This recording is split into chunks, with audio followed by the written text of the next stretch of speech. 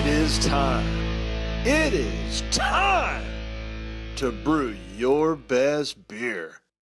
What's up, everybody? Happy Homebrew Wednesday. Sitting here downstairs enjoying my SJPORR Isolation 2.0. For any first-time viewers out there, this is my SJPORR beer from last year that I made again. And this year I let it sit on some bourbon barrels for a little bit. Some bourbon barrel oak chips.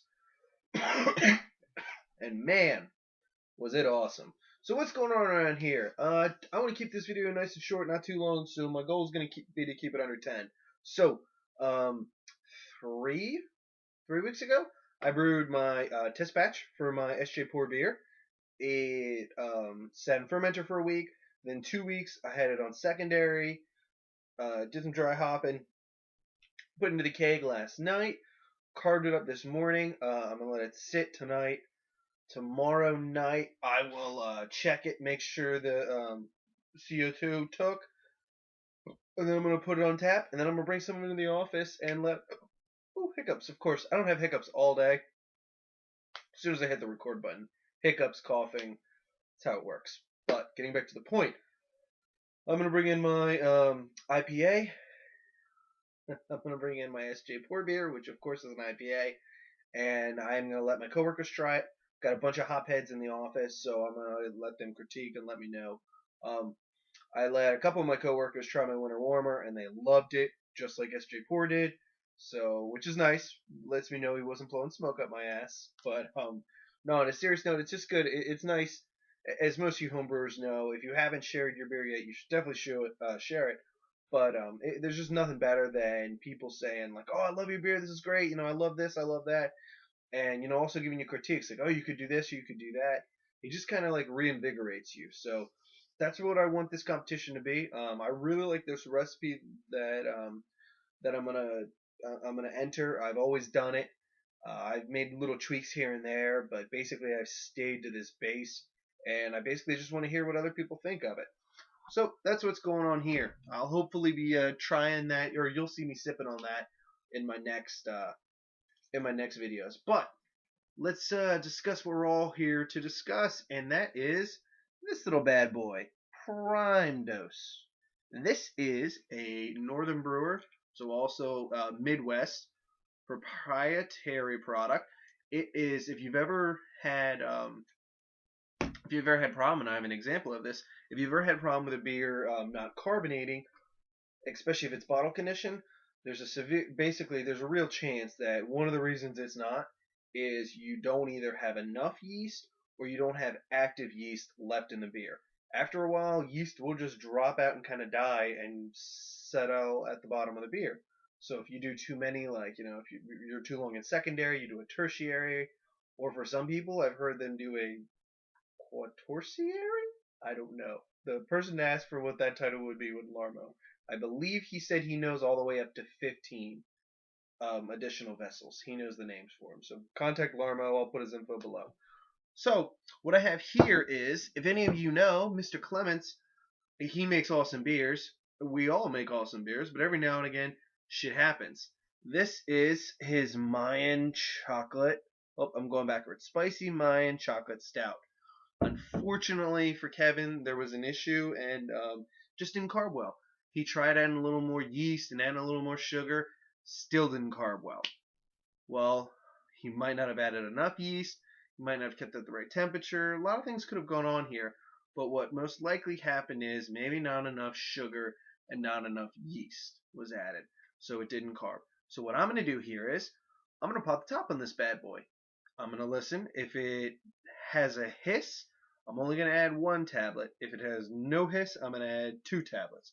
The reason I say that is the recommended dosage for this bad boy is 2 tablets for a regular amount of carbonation, 3 tablets if you want something in there where it's fizzy. I don't want anything fizzy. I find that word just creepy.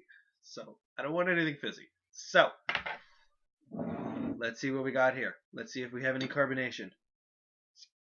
Alright, that was an extremely weak carbonation. So, what I'm going to do is, I'm going to add 2. I'm going to add 2 tablets into that. And then what's going to happen is, in 2 weeks, I will do a Homebrew Wednesday video, and we're going to pop the top on this bad boy. Come on. There we go, baby. Alright. Yeah, there's even just very, very minimal, head on this bad boy. So, I've got my little cap here sitting in sanitizer. Let's get that off. Hit it up here. Video's probably going to shake because this bad boy is a aggressive capper. Alright, there we go. So, come on. Alright, so here we go. I have now officially just recapped, dropped in 2 prime dose tablets. I'm going to let this bad boy sit upstairs where it'll be a nice 70 degrees for 2 weeks.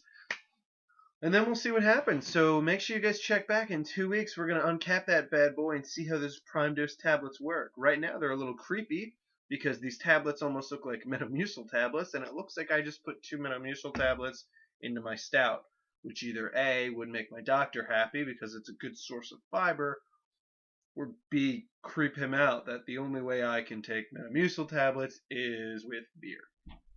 So those are my options. That's pretty much everything going on in this front. Talked about my beer.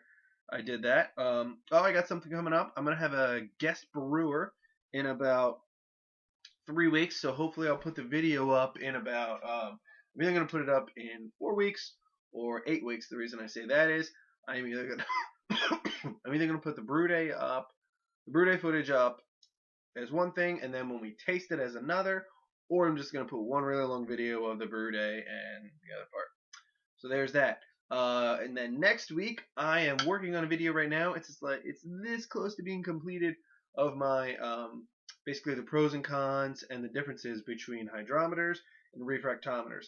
I watched a lot of your videos, guys, and I've heard some people comparing the two, and they're really not that comparable. They actually do 2 pretty much different things. They both measure sugar, but they do it in a different way. And one works basically all the time. The other works only part of the time. So I'm going to go into that next week. That video should be up. I am almost done with that. So that's what's going on. So I'm going to basically stop bullshitting around. I'm going to leave you guys here. I am going to upload this video. Then I'm going to watch your Homebrew Wednesday videos. And I'm going to continue to drink. So on that note, guys, happy Homebrew Wednesday to you. Remember, life's too short to drink shitty beer, so drink the good stuff, enjoy your homebrew. Bourbon beer, goodness.